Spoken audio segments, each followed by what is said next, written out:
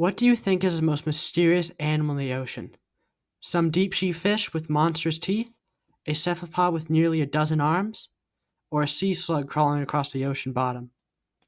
Well, what if I were to tell you that there's an animal far stranger than any of those? An entire phylum of creatures that have never been observed in their natural habitat. They were first discovered by a German biologist, Franz Einhard Schultz, when it appeared in a seawater aquarium in 1883. This was the first known placozoan, Trichophorax, one of the simplest of all known animals. Since 2017, several more species have been discovered in this phylum. They occur mainly in nearshore areas in warm oceans, and these animals are also known as flat animals because they're, well, flat. They appear like a hairy film layer and only get about 2 millimeters wide. Uh, they're astonishingly simple organisms. They have no nervous system, no muscles, and no organs. The organs themselves communicate with each other through signaling molecules, similar to how hormones work, instead of like nervous systems, like most other animals. And they move using cilia, which are coats the outside of their body. Placozoans are so simple they were originally thought to only have four different cells types compared to most basal animals like sponges, which have anywhere from 10 to 20 different cell types, and humans who can have over 200. These different cell types are two different types of ciliated epithelial cells, making up the top and bottom of the organisms, gland cells mixed in with the epithelial cells on the bottom of the organism to help it feed, and fiber cells making up the internal body of the organisms. Later studies have determined that the insides and undersides of these organisms are more complex than originally thought. However, this is very understudied and the science is still very up in the air, and it remains the case that they are significantly less complex than any other phylum of animals. Now, when it comes to feeding, these animals have not been extensively studied in the wild, so we do not know their food source. In laboratory settings, they have successfully been kept alive by being fed algae, and they consume them by creating a digestive cavity on their underside of the organism and with the food particle and excreting digestive enzymes to externally digest the food item.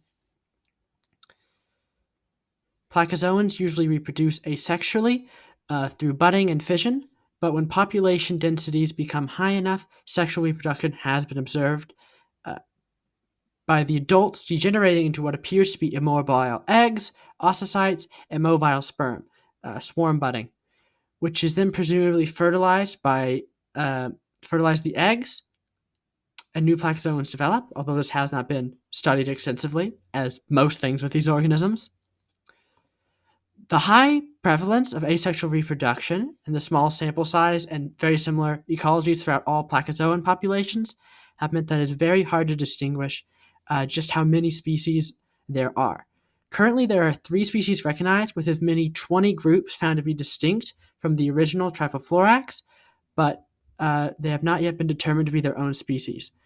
Complicating it further, off the Atlantic coast of Panama, a proposed hybrid between two of these groups may have been found, which muddies up the species determination even further. Part of the reason for this is due to their rarity and small size. The only way to take a wild sample of placozoans uh, is to suspend glass collectors in the water column or place them on a marine substrate to collect a few days later and hope that the placozoans appear there. Although a broad global study has not been done, a few factors do happen to make it more likely to find placozoans in the wild. Uh, they've only been found in latitudes from 55 degrees north to 44 degrees south, or from the North Sea in northern Europe to the Tasmanian Sea in New Zealand and Australia. In some of these more temperate waters, they have only been found in warmer months of the year, and the fact that they have not been found in cooler waters shows that their range is temperature dependent. In labs, they've also been found that while they can tolerate high salinity, any addition to fresh water, lowering the salinity of their environment, can be harmful to their populations. Uh, they also seem to prefer calmer waters with less sandy substrates. Placozoans were traditionally thought of as benthic organisms, meaning they live on the bottom of the ocean floor because they were originally found in what was interpreted to be a benthic environment on glass, and they feed on algae that was put onto the glass. However, studies in Japan and Papua New Guinea, where glass slides to collect placozoans, have both been placed on the substrate and in the water column Far more were detected on the glass slides in the water column than the ones on the substrate, which complicated the traditional view of these organisms. Another fascinating aspect of these animals is that they have bacterial symbiotes in their fiber cells inside their bodies. These bacteria are from an order which is also known to be occasional parasites of cnidarians, including coral. But in placozoans, they appear to have a much more mutualistic relationship. Many strains have been found inside placozoans that are not able to live independently, although the exact relationship is, as usual, understudied. What we do know about them is that they seem to have been with placozoans for a long time, since more distantly related groups of placozoans have more distantly related strains of symbiotic bacteria. However, it has also been theorized that some sudden die-offs in laboratory conditions of placozoan cultures may have been due to bacterial relationships turning into more of a parasitic relationship. In terms of their placement on the broader family tree of animals, while they have the smallest genome of any animal and they are more morphologically simplistic, uh, they are generally not thought to be the most primitive or basal animal, the first one to branch off the family tree. Those are thought to be sponges or ctenophores, also known as comb jellies. Placozoans are considered one of the 5 major groups of animals, also known as clades. These include bilaterians, all animals with bilateral symmetry, uh, me, you, ants, and octopus, almost any animal you would think of. Another group is cnidarians, which include jellyfish, sea anemones, and corals.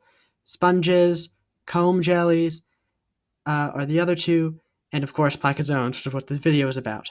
The exact evolutionary relationships between these 5 groups are still up for massive debate, although bilaterians are generally considered to be the most recently evolved, and previously mentioned either comb jellies or sponges are thought to be the first to branch off, followed by the other one, while placozoans and cnidarians are somewhere in the middle. It is not determined which one is more closely related to bilaterians, um, although some recent evidence suggests that they might actually be sister lineages to each other, and then that lineage is sister to bilaterians. But this whole issue is very controversial. So placozoans are some of the most mysterious animals in the ocean, mainly because they are so understudied. All the information we know from these populations that have been sampled are in the first 5 meters of the water column, and it is unknown whether populations live in deeper waters. However, due to their high tolerance to salinity, that means that it is probably the case that they could survive in deeper waters. It just goes to show how little we know about the oceans that an entire file of animals remains so mysterious.